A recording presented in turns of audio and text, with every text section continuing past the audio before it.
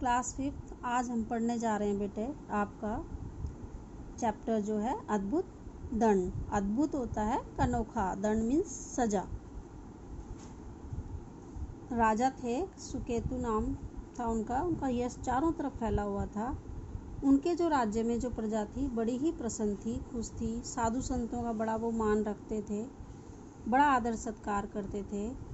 नगर में जहाँ तहाँ मीन्स हर जगह उन्होंने कुएं, बावड़ी होता है छोटा थोड़ा सा, मतलब उससे बड़ा, तालाब से बड़ा, और आश्रम वगैरह सब उन्होंने बना रखे थे, जिससे कि किसी को भी किसी तरह की कोई दिक्कत ना हो।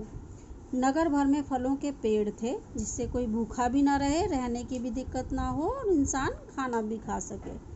सरोवर थे और उसमें सरोवरों में कमल खिले हुए थे, देखने में जिसमें बड़ा आनंद आता था। राज्य में बहने वाली नदी, उसका नाम था सुगदा, निर्मल जल से भरी रहती थी। नदी के दूसरी ओर घना जंगल था, दूर दूर तक कुछ वहाँ जो है देखें तो मुनियों के आश्रम थे, थोड़ी थोड़ी दूरी पे। इन्हीं आश्रमों में से एक आश्रम था ऋषि आद्री का। ऋषि आद्री जो है वृद्ध हो चुके थे और वे अपने आश्रम में अकेले ही रहते थे। एक बार की बात है, ब्रह्मर्षि और अपने जो है वो अपने शिष्यों के साथ ब्रह्मर्षि वहाँ से गुजर रहे थे, जहाँ पर आद्री ऋषि रहते थे। तो सूरज ढलने वाला था, तो ब्रह्म ऋषि ने सोचा क्यों ना आज रात हम यहीं पर आराम कर लें, यहीं पर रात बिता दें। तो ब्रह्मर्षि और उनके ऋषियों ने आश्रम में हर तरफ देखा, पर उन्हें कोई भी दिखाई नहीं दिया। तो बिना किसी की अनुमति के वहाँ रुकना उनको ठीक भी नहीं लग रहा था, पर क्या करें, अंधेरा हो रहा था, रात हो रही थी, तो उनके पास कोई और दूसरा जो है चारा नहीं था, उपाय नहीं था। तो उन्होंने अपने शिष्यों को वहीं कहा कि भैया, अपने जो शिष्य थे उनसे कहा आप यहीं सभी लोग विश्राम करेंगे आज। शिष्य दिन भर की थकान और भूख से बड़े ही बेहाल थे। ऋषि की आज्ञा पाकर उन्होंने पेड़ों से फल तोड़कर खाना शुरू कर दिया। देखते ही देखते गुठलियों का वहाँ पर ढेर लग गया।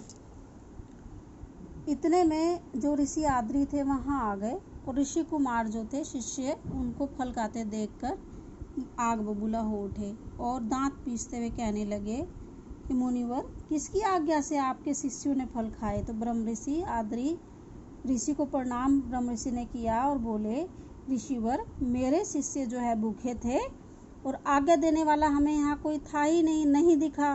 तो आप जानते ही हैं, जो स्वामी की आज्ञा के बिना कुछ भी लेना चोरी माना जाता है, ये तो हमें पता है।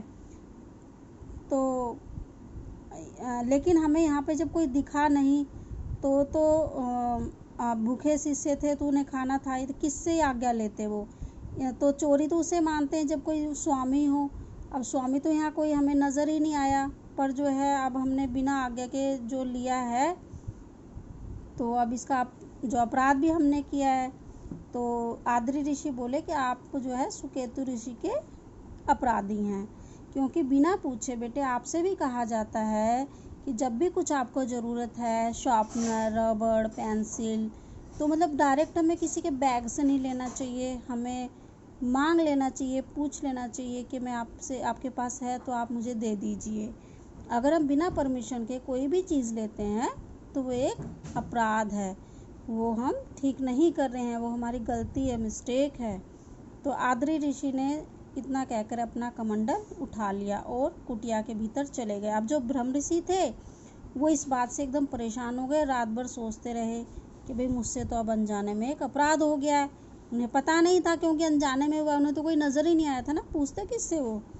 अब वो कहते हैं इस चीज़ की तो सज़ा मुझे परलोक तक जो है, अब ये जो अपराध है जो मैंने कर दिया, अब ये तो मेरे परलोक मीन्स मर जाने के बाद जब हम दूसरे लोक में जाते हैं तो कहते हैं उस लोक से तो बढ़िया है मैं यहीं इसका दंड भोग लूँ, क्योंकि हमें पनिशमेंट ज़रूर मिलती है जो भी हम गलतियाँ करते हैं।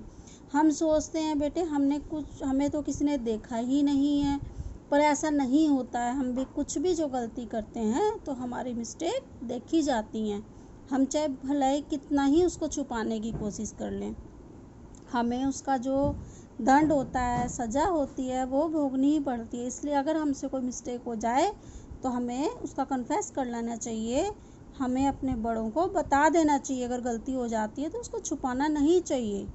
सुबह होते ही जो है ब्रह्म ऋषि, जब वो रात भर सो नहीं पाए, तो राजा सुकेतु के दरबार में पहुंच गए और वहाँ जाकर जब राजा ने ऋषि को दरबार में देखा तो उन्होंने आसन से उठकर उनके पैर छुए और कहा कि मुनिवर आप जो है आसन ग्रहण कीजिए, यहाँ बैठिए आप और बताइए मेरे लिए क्या आज्ञा है। तो वो बोले, ऋषि बोले, राजन मैं आसन ग्रहण नहीं कर सकता हूँ क्योंकि मैं तो तुम्हारा अपराधी हूँ, मैंने तो गलती की है। मेरे शिष्यों ने आपकी अनुमति के बिना जो है आपके जो वहाँ से फल खाए हैं। अब जो है जो भी आप मुझे दंड देंगे, अब आप दंड देंगे तभी आप मुझे अपराध से मुक्त कर पाएंगे, तो इसलिए दंड देना बहुत आवश्यक है। तो ब्रह्म ऋषि ने ये सारी बातें हाथ जोड़कर राजा सुकेतु से कही। अब राजा सुकेतु बोले, ऋषिवर भला मैं आपको कैसे दंड दे सकता हूँ। तो राजन जो है बोले ऋषिवर बोले, राजन अपराध का जो दोष होता है वो तभी खत्म होता है जब वो दंड भोग ले वह इंसान।